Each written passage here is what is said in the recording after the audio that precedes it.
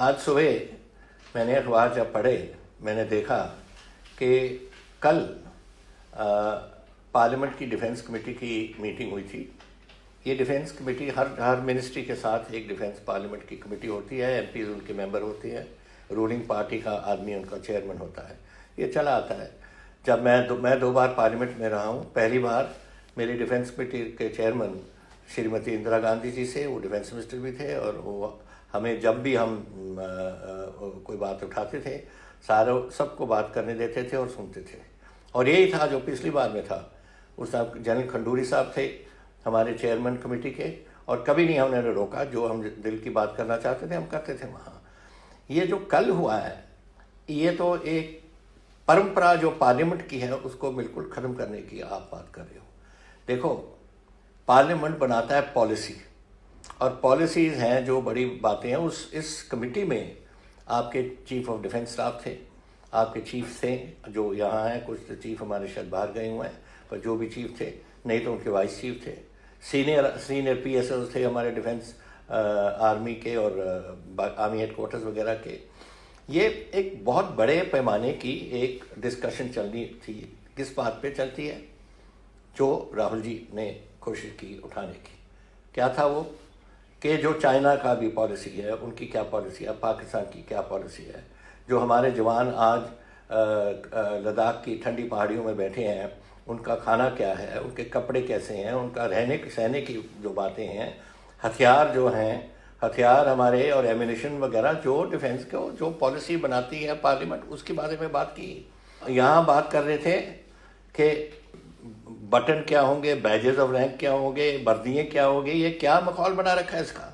वो क्या defence MPs का काम है? ये आर्मी हेडक्वार्टर का काम है, एयर हेडक्वार्टर का काम है, नेवल हेडक्वार्टर का काम है। वो अपनी बातें देखिए। और एक MP और है, पता नहीं उसको कभी NCC में रहा होगा या नहीं हो रहा होगा, ये भी नहीं मुझे मालूम। और वो कहता है कि तीनों सर्विसेज की वर्दी एक ही बना दो। कभी ऐसे लोग जो आते हैं इस कमेटी में, थोड़ा सा तो पढ़ के आए। उनको होना चाहिए कि क्या हमारी ईथॉस है फौज की, एयरफोर्स की, नेवी की, क्या हमारा इतिहास है, क्या हमारी फौजें कहाँ लड़े हैं। थोड़ा हिस्ट्री तो समझो कि कहाँ ये देखो पिक्चर, ये देखें, ये सब सिंगापुर जापान की लड़ाई है। और ये जो बातें हैं, आते हैं और समझते हैं कि हम जो मर्जी वहाँ कह के चले जाएं।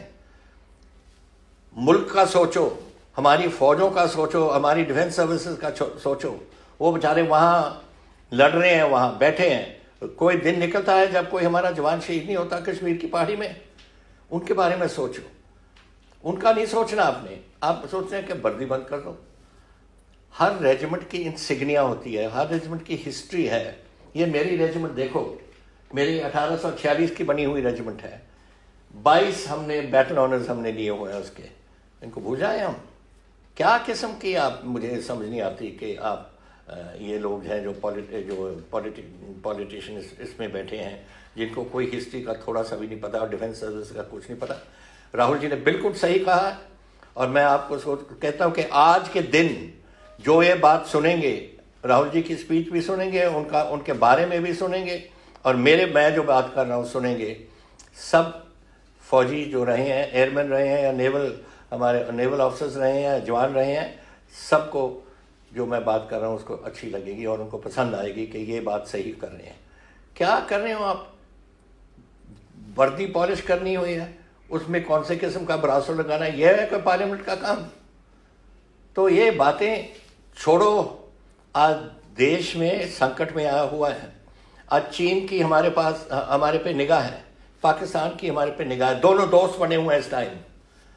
और आप उनकी बड़ी बातों सोचने के बजाय, हथियार के बजाय, जो बाकी चीज़ें फौज को चाहिए, नेवी को चाहिए, एयरफोर्स को चाहिए, उनके बजाय आप छोटी छोटी बातों पे आ जाते हैं। और फिर जो उठाना चाहता है कोई, इसका हर मेंबर का हक है कि उठा के अपनी बात करे। उनको बोलने नहीं देते। पता नहीं कौन है वो कमेटी का चेयरमैन, उसमें मेरा ख्याल वो भी कभी NCC में नहीं गया होगा। ऐसे लोग हैं जो बैठा देते हैं वहाँ और समझते हो कि हमारी हिंदुस्तान की सुरक्षा ये करेंगे। मुझे शर्म आती है कहते हुए कि यहाँ तक हमारी पार्लियामेंट की डिफेंस कमेटीज पहुँच गई हैं। भगवान के लिए देश का सोचो और हमारी फौजों का सोचो, यही मैं कुछ कह सकता हूँ, और नहीं मैं कुछ कह सकता। लेकिन ये बातें नहीं होनी चाहिए उस लेवल पे।